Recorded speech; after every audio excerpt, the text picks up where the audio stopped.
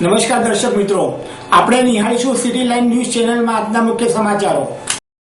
બોપલ ગુમા માટે મતદારોના બીઆરટીએસ ગેરકાયદેસર બાંધકામ ટ્રાફિક ગટરના મુખ્ય મુદ્દા। આજે ચૂંટણી પ્રચાર માટે અંત આવશે। બોપલ ગુમા ખાતે મુખ્યમંત્રીનો રોડ શો। બોપલ ગુમાના પાટીદારોથી ભાજપ કોંગ્રેસની કટોકટી સ્થિતિ।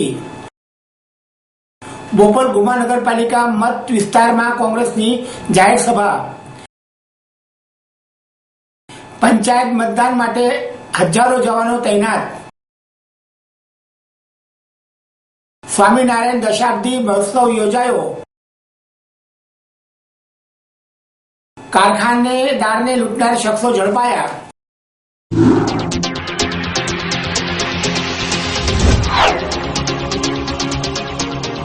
સૌથી મહત્વની વાત, 4 મત આપવા ફરજિયાત છે।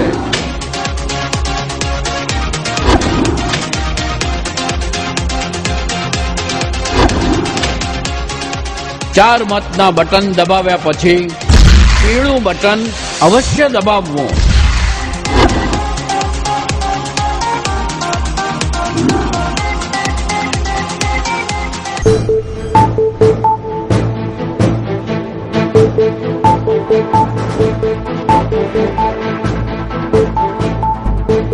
બોપલ ગુમા નગરપાલિકા માટે બીઆરટીએસ ગેરકાયદેસર બાંધકામ ટ્રાફિક ગટરના મુખ્ય મુદ્દા। બોપલ અને ગુમા ગ્રામ પંચાયતોને એક કરીને બોપલ ગુમા નગરપાલિકા બનાવવામાં આવી રહી છે, જેની સૌ પ્રથમ ચૂંટણી તારીખ 29મીએ યોજાશે। અમદાવાદનો એક ભાગ બની ગયેલા બોપલ ગુમા વિસ્તારમાં ટ્રાફિકની માથું પકવી દે તેવી સમસ્યા છે। રાજકારણીઓની મીઠી નજર હેઠળ ગેરકાયદેસર બાંધકામોનો રાફડો ફાટ્યો છે। ગટર પાણીની વ્યવસ્થા નથી, પરંતુ ચૂંટણી પ્રચારમાં ઉતરેલા ભાજપ કોંગ્રેસ ઉપરાંત અપક્ષના તેવી સહિત કોઈ પણ ઉમેદવાર પ્રજાના આ પ્રશ્નોના જવાબ આપી શકતા નથી। અહીં 9 વોર્ડમાં કુલ 93 ઉમેદવારો ચૂંટણી લડી રહ્યા છે। બોપલ અને ગુમા અમદાવાદના વિકસતો વિસ્તાર છે, જોકે ગામડાની પદ્ધતિએ બનાવેલા રસ્તાઓ અને બાંધકામોમાં વિકાસ થતા સમસ્યાઓ સામે આવી છે। બીઆરટીએસ બોપલના રસ્તાઓ ઉપર સૌથી મોટી સમસ્યા બની ચૂકી છે। બોપલમાં એન્ટ્રીથી લઈને ગુમા સુધી 5 બીઆરટીએસના બસ સ્ટેન્ડ બનાવવાની કામગીરી છેલ્લા 2 વર્ષથી ચાલે છે। આ કારણથી એક તરફ રસ્તો સાંકડો થઈ ગયો છે અને બીજી તરફ બીઆરટીએસ મિક્સ ટ્રાફિકમાં ચાલે છે। આ બસ સ્ટેન્ડ બનાવવાનું ગોકળ ગાયની ગતિએ ચાલતા હોવાથી અને બીઆરટીએસ તથા એએમટીએસની બસો રસ્તાઓ રોકી લે છે, જેના કારણે રોજ સવાર સાંજ માથું ફાટે રહે તેટલો ટ્રાફિક જામ થાય છે। બીઆરટીએસના અધૂરા બનેલા રોડમાં ફેરિયાઓ કબજો જમાવી દીધો છે અને રસ્તાઓની વચ્ચોવચ્ચ માર્કેટ ભરાય છે। બીજી તરફ બોપલના મુખ્ય રસ્તાઓમાં બંને બાજુ આડેધડ કોમર્શિયલ બાંધકામો થઈ ગયા છે અને આ ગેરકાયદેસર બાંધકામો દૂર કરવાની હિંમત શાસકો કરી શકતા નથી। રાજકારણીઓની મીઠી નજર હેઠળ ઉભા થયેલા આ બાંધકામોના કારણે પણ રસ્તાઓ સાંકડા થઈ ગયા છે। રસ્તાઓ ઉપર પાર્કિંગ માર્જિન છોડવામાં નથી આવ્યું, એટલે સાંકડાઓ ઉપર આડેધડ પાર્કિંગ કરવામાં આવે છે।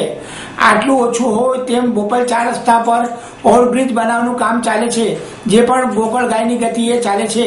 એટલે રોજ સાંજે એસપી રિંગ રોડ ઉપર બંને બાજુ 5 કિલોમીટર સુધી ટ્રાફિક જામ હોય છે અને રિંગ રોડ પર ગુમા 3 કિલોમીટરનું અંતર કાપતા 40થી 50 મિનિટનો સમય જતો રહે છે।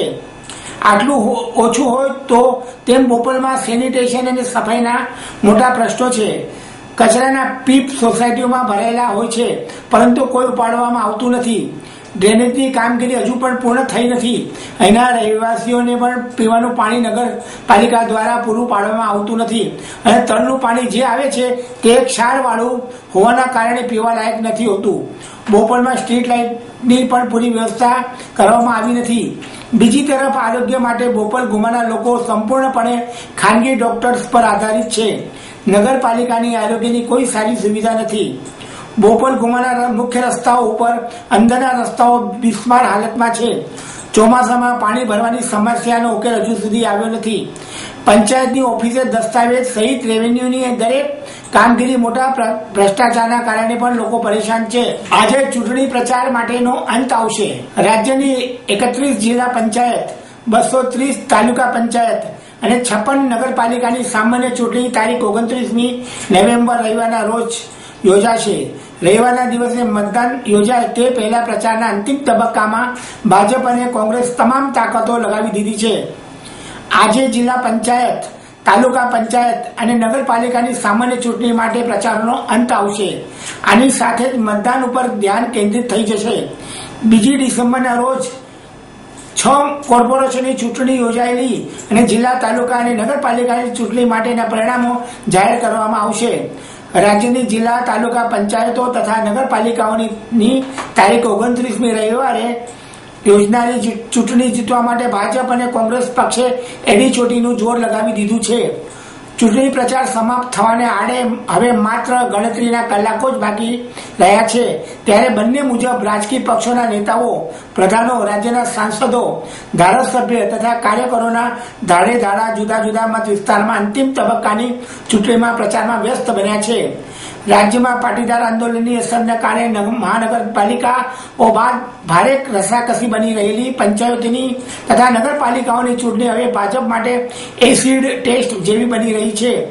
એક તરફ નારાજ પાટીદારો દ્વારા ખાસ કરીને ઉત્તર ગુજરાત સહિત અન્ય સ્થળોએ ભારે વિરોધ વંટોળ ફૂંકાઈ રહ્યો છે, ત્યારે સામા પ્રવાહે એકલા હાથે ઝઝૂકી રહેલા મુખ્યમંત્રી આનંદીબેન પટેલનો ઝંઝાવાતી ચૂંટણી પ્રવાસ અને જાહેર સભાઓ વિજય મેળવવાના આત્મવિશ્વાસથી ભરપૂર દેખાય છે. જો કે બીજી તરફ થાળી વેલણનો રણકાર શરૂ થતા ભાજપના અનેક ધુરંધર નેતાઓએ પ્રચાર અધવચ્ચેથી છોડીને ભાગવું પડ્યું હોય છે તેવા દ્રશ્યો પણ જોવામાં આવ્યા છે. આ ચૂંટણી પ્રચાર દરમિયાન સર્જાયા છે.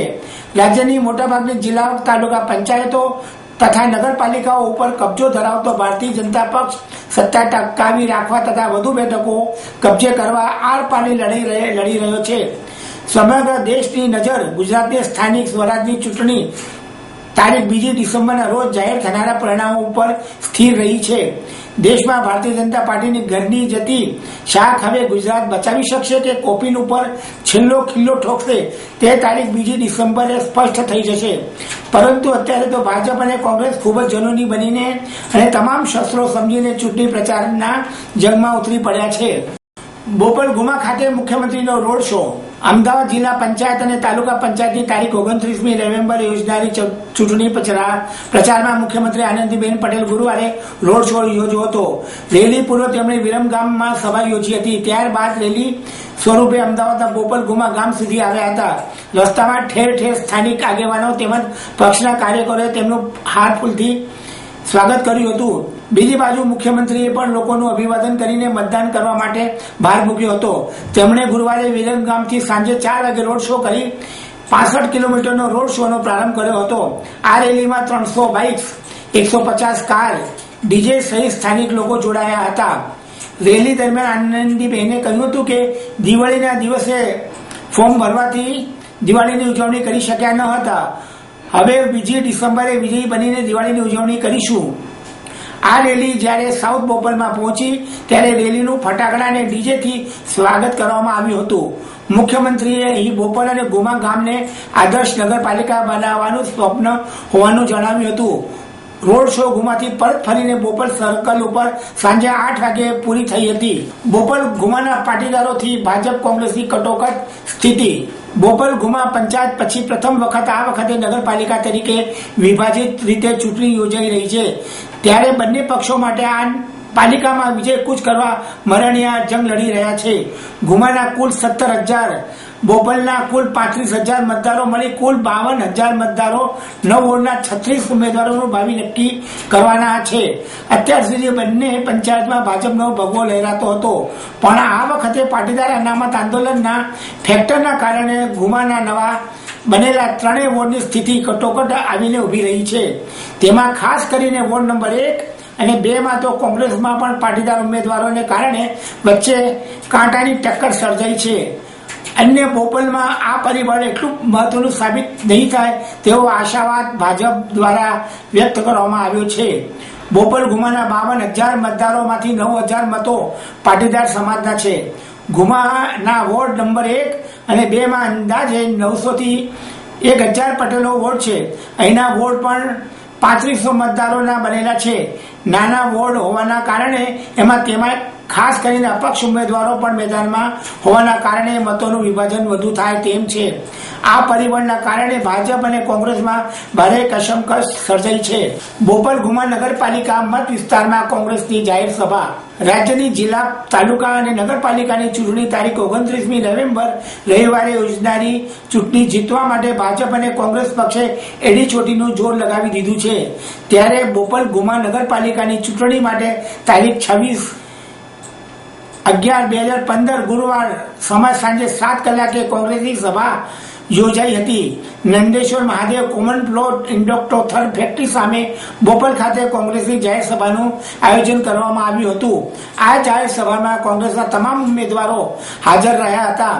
આ જાહેર સભામાં મુખ્ય વક્તા ડોક્ટર જીતુભાઈ પટેલ, ઉપપ્રમુખ ગુજરાત પ્રદેશ કોંગ્રેસ, શ્રી ઉમાકાંત માકડ, વિચાર વિભાગ પ્રમુખ ગુજરાત પ્રદેશ કોંગ્રેસ સમિતિ, તેમજ બાબુભાઈ માંગુકિયા, હાઈકોર્ટ એડવોકેટ શશિકાંતભાઈ પટેલ ઉર્ફે ભૂરાભાઈ, મંત્રી ગુજરાત પ્રદેશ કોંગ્રેસ સમિતિ, હાર્દિક જોશી, અમદાવાદ જિલ્લા કોંગ્રેસ સમિતિ, સોનલબેન પટેલ, પ્રમુખ ગુજરાત મહિલા કોંગ્રેસ સમિતિ, નિમેશ કુમાર શાહ, જનરલ સેક્રેટરી ઘાટલોડિયા વિધાનસભા, તરુસિંહ ઝાલા, ઉપપ્રમુખ બોપલ ગુમા કોંગ્રેસ સમિતિ ઉપસ્થિત રહ્યા હતા.